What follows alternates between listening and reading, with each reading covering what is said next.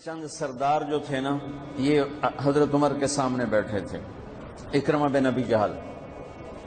تو اصحاب صفہ آئے تو حضرت عمر نے کہا بھائی ذرا پیچھے ہو جاؤ، ان کو آگے بٹھا لیا۔ سلمان، بلال، پھر مقداد آئے، صہیب آئے، حضرت عمر نے کہا ذرا پیچھے ہو جاؤ، ان کو آگے بٹھا لیا۔ پھر دوسرے آئے، عامر کہا تم ذرا پیچھے ہو جاؤ۔ ایسا کرتے کرتے سرداروں کو جوتیوں پہ بٹھا دیا اور غریب غلام آگے بٹھا دیے۔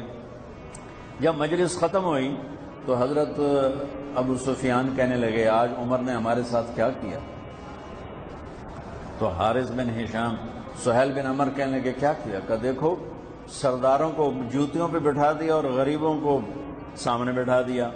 تو اس پر سہیل بن عمر نے کہا اس میں عمر کا قصور نہیں، ہمارا قصور، ہم نے اسلام لانے میں دیر کی، ہم پیچھے رہ گئے، انہوں نے پہل کی، وہ آگے نکل گئے۔ تو اب ایک دم، حالانکہ یہ بالکل فتح مکہ پہ ایمان لائیں، ان کو نبی کی صحبت کے چند دن ملے ہیں، لیکن ایک ماحول بنا ہوا تھا، اس ماحول کو میں بتا رہا ہوں۔ یہ آپس میں کہنے لگے چلو دنیا کی تو خیر ہے، پیچھے رہ گئے، اگر آخرت میں پیچھے رہ گئے پھر کیا ہوگا؟ اس خیال کا آنا تھا کہ چاروں آگے حضرت عمر کے پاس کہ عمر تم نے ہمیں سامنے سے اٹھا کے جوتیوں پہ بٹھایا، ٹھیک ہے ہم حقدار ہیں، لیکن ہمیں پریشانی یہ ہے کہ ہم چاہتے ہیں کہ آخرت میں تمہارے برابر ہو جائیں، ساتھ ہو جائیں، آگے تو جا نہیں سکتے، پیچھے نہ رہ جائیں، کوئی راستہ ہے؟ تو حضرت عمر نے فرمایا ان لوگوں نے اللہ کے نام پہ اپنی قربانیاں پیش کی، تم اللہ کے نام پہ اپنی جان پیش کرو، مال پیش کرو، تو تم بھی ان کے ساتھ ہو جاؤ۔ تو یہ کہنے لگے جی بالکل ٹھیک۔ تو یہ سارے قریش کے سردار مکے آئے اور مکے سے بمع خاندانوں کے انہوں نے ہجرت کی، 400 بڑے سردار انہوں نے مکہ چھوڑا۔ جب یہ مکے سے نکلے تو سارا مکہ رو رو کے برا حال کر رہا تھا۔ تو حارث بن ہشام رضی اللہ تعالیٰ عنہ، یہ ابو جہل کے بھائی ہیں، ابو جہل کے بھائی ہیں، حکم بن ہشام اس کے یہ بھائی ہیں حارث، یہ کھڑے ہو کر انہوں نے چھوٹی سی تقریر کی، فرمایا کہ دیکھو میرے بھائیوں، اللہ کے نبی نے دعوت دی، ہم پیچھے رہ گئے، ہمارے غلام آگے چلے گئے، اور اتنا آگے گئے ہیں کہ اگر یہ مکے کے پہاڑ سونا بن جائیں اور میں سارے خرچ کر دوں تو ان کے ایک دن کا اجر میں نہیں پا سکتا۔ میں چاہتا ہوں کہ ہم اپنی جانوں کا نذرانہ پیش کر کے ہم ان کے ساتھ ہو جائیں۔ یہ قافلہ جب ملک شام پہنچا تو یرموک کی جنگ سر پہ آ چکی تھی۔ یرموک کی جنگ میں رومن امپائر ٹوٹی اور اس کا فیصلہ ہوا اور ان کو شکست ہوئی۔ اس میں 3 لاکھ کا لشکر تھا رومن امپائر کا، اور صحابہ کا لشکر تھا 30,000، تو 10 گنا بڑا لشکر تھا۔ تو 9 دن یہ جنگ چلتی رہی کہ یہ لوگ وہاں پہنچے۔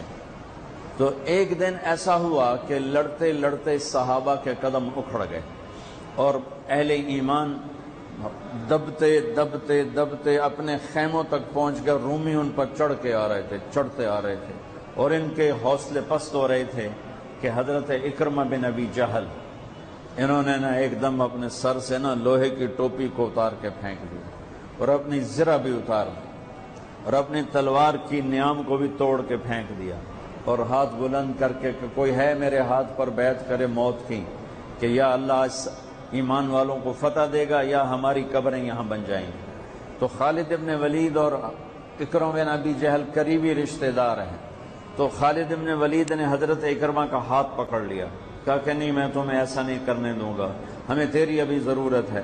تو انہیں ایسے ہاتھ جھٹکے سے چھڑا کر کہا الیک عنی، الیک عنی کا ویسے ترجمہ تو ہے دفع ہو جا، الیک عنی دفع ہو جا۔ وہ آپس میں رشتہ دار بھی ہیں، صحابہ بھی ہیں، یہ کہہ سکتے ہیں، تو میں صرف ان کی لفظ کا ترجمہ کر رہا ہوں، الیک عنی دفع ہو جا، خالد پیچھے ہٹ جا، با ادب ترجمہ خالد پیچھے ہٹ جا۔ کہ کیوں؟ کہ میں اور میرا باپ ساری زندگی اللہ کے نبی کی دشمنی کی اور ان کے خلاف لڑتے لڑتے لڑتے زندگی گزار دی، آج اس داغ کو دھونے کا دن آیا ہے، آج میں اپنی جان دینا چاہتا ہوں تاکہ میرے دامن پر جو اللہ کے نبی کے ساتھ جنگ کے دھبے ہیں ان کو میں دھو دوں، لہذا میں تیری بات نہیں سنوں گا۔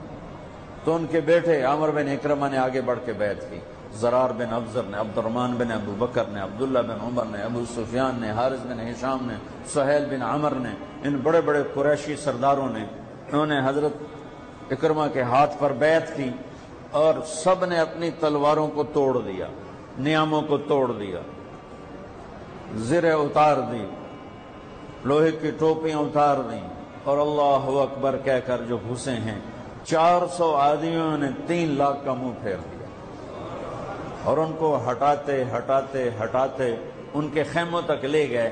لیکن اس سفر میں ان 400 میں چند ہی بچے، باقی سب شہید ہوتے۔ اور جب رومیوں کے قدم اکھڑ گئے تو حضرت خالد ابن ولید بھاگے، گھوڑے کو دوڑایا اور پیچھے کی طرف آئے کہ وہ دیکھ رہے تھے کہ اکرمہ بھی گر رہا ہے، عمر بھی گر رہا ہے اور فلاں بھی گر رہا ہے، فلاں بھی گر رہا ہے۔ تو یہ جلدی سے بھاگ کے پیچھے آئے تو دیکھا تو ان کے بیٹے تو ختم ہو چکے تھے اور اکرمہ کے تھوڑے سانس چل رہے تھے، تو انہوں نے بیٹے کو یہاں رکھا، اکرمہ کے بیٹے عمر کو، اور حضرت اکرمہ ابو جہل کے بیٹے کا سر اپنی گود میں لے کر تھوڑا پانی منہ میں ٹپکایا نا، تو انہوں نے اسے آنکھیں کھولی، کہا کون ہو؟ کہا میں خالد ہوں۔ کہا لمن الدبرہ، کیا فیصلہ ہوا؟ تو خالد نے کہا مبارک ہو، اللہ نے ایمان والوں کو فتح دی۔ کہا اچھا، عمر کو کہہ دینا جو تم نے کہا تھا وہ ہم نے کر دیا۔ آئے ہائے، اور ساتھ ہی جان نکل گئی۔ تو خالد ابن ولید کے ایک دم آنکھوں میں آنسو آئے اور انہوں نے غصے سے کہا کلا زعم ابن الحنتمۃ اللہ نستشہد۔ عرب جب کسی کو پیار سے بلاتے تھے تو باپ کے نام سے، یا ابن عمر، اے عمر کے بیٹے، یا ابن الخطاب، اے خطاب کے بیٹے، عزت محبت سے بلانے کے لیے باپ کا نام آتا تھا، اور غصے میں بلانا ہوتا تھا تو ماں کے نام سے، یا ابن سمیہ، یا ابن الحنتمہ۔ یہ ان کی ثقافت تھی کہ غصے میں بلانا ہے تو ماں کے نام کے ساتھ، عزت محبت میں بلانا ہے تو باپ کے نام کے ساتھ۔ یہاں خالد ابن ولید کو عمر پہ غصہ چڑھا ہوا ہے، کلا زعم ابن الحنتمۃ اللہ نستشہد۔